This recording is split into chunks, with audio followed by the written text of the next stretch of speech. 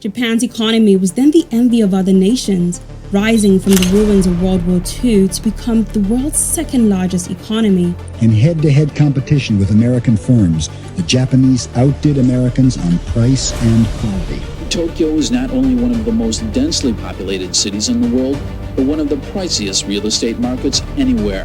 Investors poured cash into the property market and land prices started to soar. The burst of Japan's economic bubble destroyed savings and cost millions their jobs. Well, the yen tumbled to a 24-year low against the dollar this week, a level not seen since 1998. Well, the widening gap between interest rates in Japan and the US has pushed the yen to a 20-year low against the dollar. Hi everybody, Japan is one of the most incredible countries of the 20th century.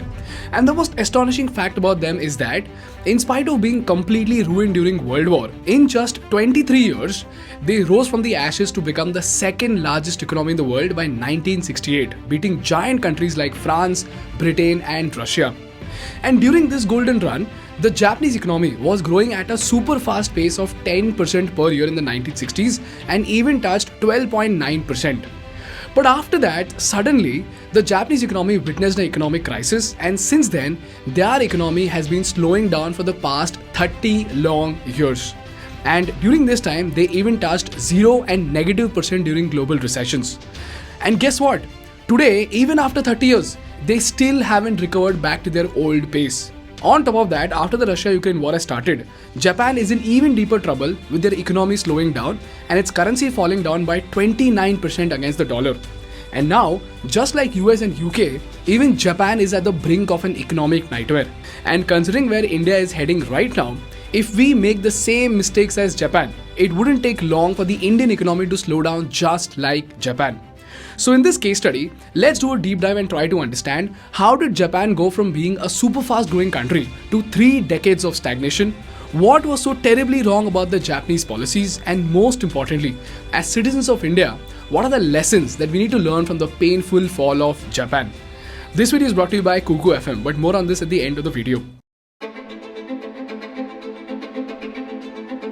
The first decade of Japan's growth was lost to the 2 oil shocks that happened in 1970s. And this is when the OPEC countries increased the price of oil from $2 a barrel to $11 a barrel to punish the American allies for supporting Israel in the Arab-Israeli war. And the second oil shock happened in 1979. This is when Iran stopped supplying oil to the world. Now back then, since 99.7% of Japan's oil was imported, the cost of fuel shot up, inflation shot up, and its growth stagnated in the 70s. So can you blame the Japanese for it? Well, not really. But the second decade that they lost was a result of a terrible mistake, and the country that pushed them for it was none other than the United States of America. So am I saying that the US purposefully crippled the Japanese economy? Well, I'll tell you the story and you be the judge of it. This is a story that dates back to 1985 Japan, and if you look at this graph, you'll see that the Japanese yen was drastically appreciating against the dollar. While in 1971 you needed 357 yen to buy a dollar, by 1985 you needed only 260 yen to buy a dollar. But this is where the US along with France, Germany, UK and Japan purposefully decided to depreciate the dollar against these trade partners. Why and how? I'll give you a link in the description. But long story short, suddenly the yen appreciated against the dollar so fast that by 1989, you only needed 126 yen to buy a dollar. So this is fantastic, isn't it? So if I tell you tomorrow that $1 is equal to 35 rupees, wouldn't you be happy? Well, as it turns out, although this appreciation made a lot of Japanese people extremely wealthy, it caused a shockwave for the exports. In simple words, if you were selling machine parts from Japan to the US in 1985 for 500 yen, your cost in the US market would be $1.92. But within just 4 years, although you are selling the same machine part at the same 500 yen cost, in the international market, now it's costing the buyer $3.96. Which means, in just 4 years, the cost of your product in the international market has increased by 100%. As a result, when this was applied to all Japanese exports, the export products of Japan became extremely costly. Eventually, they lost businesses because they could not compete with the foreign exporters. So the Japanese exports started slowing down. So now, in order to make up for these losses to the exporters, the Bank of Japan came up with a so-called revolutionary policy whereby they decreased the lending rates of the banks so that more and more people and traders could get loans and grow their business. So if you look at the interest rates in Japan, they dropped to half, from 5% to just 2.5%. And the banks of Japan started giving out loans very, very leniently. Now, a lot of people in India often keep complaining about the fact that India's lending rates are extremely high, because of which it's very difficult to do business. Agreed. But if you look at the effect of dropping down interest rates suddenly, it will freak you out.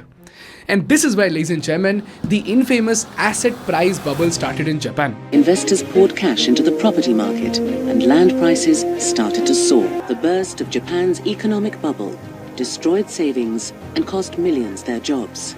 So, as usual, without getting into the jargons, let's try to understand the Japanese bubble with a story. Let's say there are 10 land buyers. Before they buy the land, the cost of land in Japan was 900 yen per square feet. Now, each of them buys land worth 10 lakh yen. And because there are 10 big buyers in the market, by the time they buy the land, the cost of the land appreciates to 1000 yen per square feet.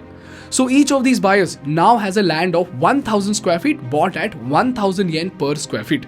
Now what these people do is, they take out another loan, and for that, they pledge this land to the bank to get a loan. So if they fail to repay, the bank can sell this land and recover the money. So this sounds like a fair deal, isn't it? So the bank gives them a loan worth 80% of the value of the land, which is 8 lakh yen. Now with this money, all 10 buyers buy another piece of land worth 8 lakh yen. So now that there are more buyers again, the price of the land appreciates to 1250 yen per square feet. So these 10 buyers end up buying 640 square feet of land at 1250 yen per square feet. Therefore, in total, these buyers own a land of 1640 square feet and have spent 18 lakh yen to acquire it. But now, after the land prices have appreciated, if you look at the holding value of all these buyers at the rate of 1250 yen per square feet, you will see that the present value of 1640 square feet of land is 20.5 lakh yen. Why? Because the previous land that they bought has now appreciated. And within 3 years, since many buyers started doing the same, the value of lands doubled. So now, the same 1640 square feet of land, which was worth 20.5 lakh yen, was worth 41 lakh yen. Because now, the cost of the land has appreciated to 2500 yen per square feet. Now, if you look at how much money that these old buyers took as loan, they took only 8 lakh yen of loan for a 1000 square feet land, which was worth 10 lakh yen. But now, at 2500 yen per square feet, the same land is now worth 25 lakh yen. Which means they can take out another 10 lakh yen worth of loan and buy another piece of land. So you see what happened? People took loan to buy land, so more buyers were there in the market. This led to appreciation in the price of the land, and when the land price appreciated, the buyers pledged this land to get more loans. Because of which, more buyers entered the market, and again, that increased the price of the land in the market. This is the reason why, if you look at the land prices in Japan before and after 1985, it will blow your mind. In 1985, a square meter of land costed 0.5 million yen, but in just 6 years, the cost of the same land shot up to 4 times, costing 2 million yen per square meter. And same was the case with the stock market also, whereby the Japanese index shot up from 10,000 points to almost 40,000 points in just 5 years. So as more and more people started taking out loans at 2.5% interest and started getting 100% return on their land investments, the Bank of Japan realized that they had messed up with something. So you know what? They suddenly increased the interest rates from 2.5% in 1989 to 6% in 1990. And this completely broke the virtuous cycle. So suddenly, because of the very high interest, people stopped borrowing. When people stopped borrowing, the market saw a drastic drop in buyers. This caused the demand for the land to fall and eventually caused the land prices to fall. And here's where the disaster started.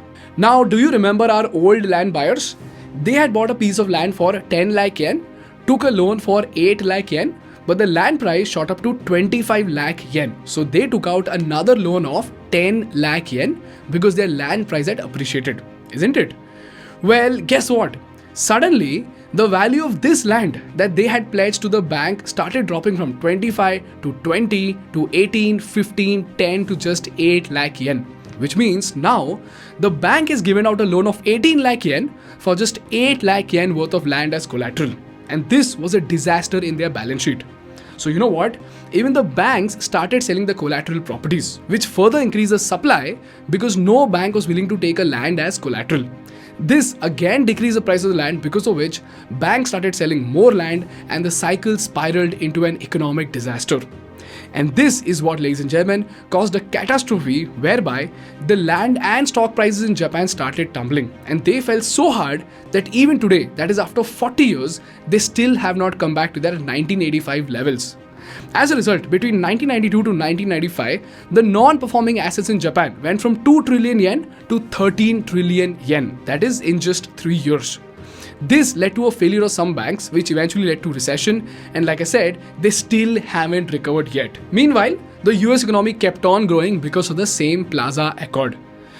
Now the question over here is, if the Japanese economy was in such a terrible state, why didn't they invite foreign investment and develop their economy like China? Well, this is what brings me to the third pillar of the Japanese failure, which is the keiretsu model. And the irony is that this same model actually helped Japan become the second largest economy in the world. The question is, how is that even possible? So let's quickly understand what is the keiretsu model and how did it succeed and fail Japan.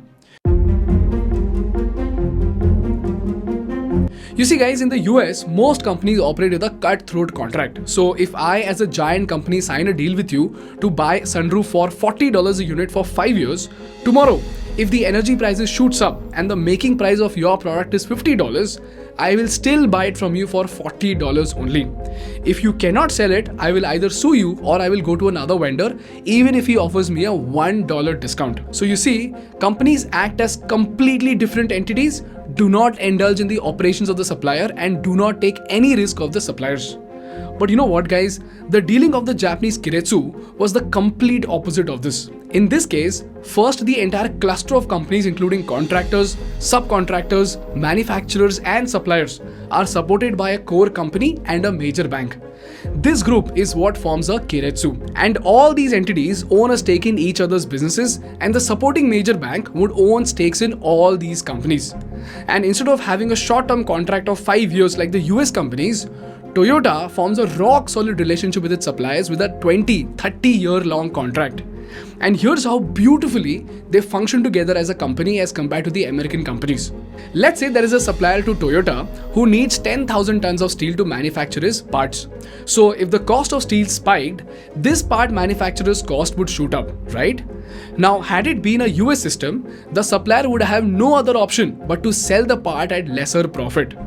But what Toyota would do is, since they order 100,000 tons of steel anyways, this time they will place an order for 110,000 tons of steel. So if the manufacturer orders the 10,000 tons of steel separately, he would get it at 26,000 yen rate. But now that Toyota is placing a huge order of 110,000 tons of steel, they would be able to procure it at just 20,000 yen rate. And after procuring it, Toyota will just pass on the extra 10,000 tons to the supplier. So if you see, the manufacturer gets steel at 6,000 yen cheaper cost. As a result, the cost of the part manufacturing gets lowered without hindering the profits of the supplier. At the same time, Toyota gets the parts without any price hikes. Secondly, if the part manufacturer is having trouble with profits, the bank in the keiretsu will easily offer a low interest loan such that the company would have enough capital to expand, and as soon as the cash flow comes back to normal, they could repay the bank loan very easily. This way, expansion becomes easier even if there is a cash crunch. And thirdly, the most astonishing principle that I found was that these companies also share their research and development data and their engineers within the keiretsu itself. This is the reason why the Japanese companies were able to take very big risks. They were able to invest into their R&D. As a result, they were able to grow very fast. And instead of competing with each other, they were competing in the international market. Now the question over here is, this is such an amazing system, right? Then how did it fail? Well, there were 3 disadvantages of the system that very few people actually took note of. First of all, over the due course of 23 years, these keiretsu groups had become so strong and big that tomorrow if a young Japanese lad wants to start a game-changing manufacturing model that could reduce the cost of production by 30%, he could never land a contract from Toyota because they had already signed a long-term contract with their keiretsu companies. Similarly, if a foreign company comes to Japan to compete with a Japanese electronic company, the banks in Japan would favor the Japanese companies for loans not because it is a Japanese company, but because both the bank and the Japanese company are a part of the same keiretsu. And even the government policies in Japan made it very difficult for the foreign companies to make a profit. This is what stifled innovation. In the Indian context, if Amazon and Flipkart were not engaged in an e-commerce war, nobody would bother to take e-commerce to the tier 3, tier 4 cities in India. And since this wasn't the case in Japan, even today, if you look at their foreign direct investments, it's very, very low as compared to similar countries. And lastly, since there was very little foreign direct investment, the demand for yen and investment in the Japanese market fell drastically. So in India, if you see, if Amazon planned to invest 500 crores in India in 2021, they would deploy 250 crores of their capital and keep the rest 250 crores of surplus into Indian bonds. That way, if you see, all the surplus capital gets invested in the Indian economy. Similarly, if Amazon wants to make a 500 crore investment in India, it has to buy Indian rupees, which increases the demand for the Indian currency. But because the Japanese policies were never built for foreign investment, this was another major reason why the demand for their currency fell and their currency depreciated. These were the three major reasons why Japan lost 30 years of its growth in spite of being the fastest growing nation in the post-war period. So now when the Russia-Ukraine war happened, again, since they import more than 90% of their energy, since they are not the best avenues for foreign workers or investors, combined with an aging population, the Japanese economy is a mess that is just getting worse and worse with each passing year. And this brings us to the last part of the episode, which are the lessons that India needs to learn from the fall of Japan. Meanwhile, if you're someone who wants to know more about Japan and their amazing philosophy in your own regional language, you can listen to shows on Ikigai on the Kuku FM app. Kuku FM is India's leading audio learning platform with 1000 plus hours of content library, with 4.5 plus rating and a huge library of non-fiction content. And my favorite book in this app are The Greatest Salesman for Business and How America Became a Superpower for Geopolitics. So if these kind of subjects intrigue you, go ahead and download the Kuku FM app from the link in the description and use the code THINK50 to get a 50% discount on their annual subscription. And this is applicable only for the first 50 users, so go ahead and download the Kuku FM app now. Moving on to the lessons, the first thing you need to learn from this case study is that never ever make drastic changes to your economic system for the sake of some other foreign country. Because in geopolitics, there are no friends but only interests. Secondly, the same policies that built your economy can ruin it if you do not change them with time. In this case, we saw this with the keiretsu model. And lastly, in this globalized world that we live in, if you don't embrace foreign investments and cover up your weakness, when the crisis hits, the walls of your castle will crumble in no time. That's all from my side for today, guys. If you learned something valuable, please make sure to hit the like button in order to make YouTube Baba happy. And for more such insightful business and political case studies, please subscribe to our channel. Thank you so much for watching. I will see you in the next one. Bye bye.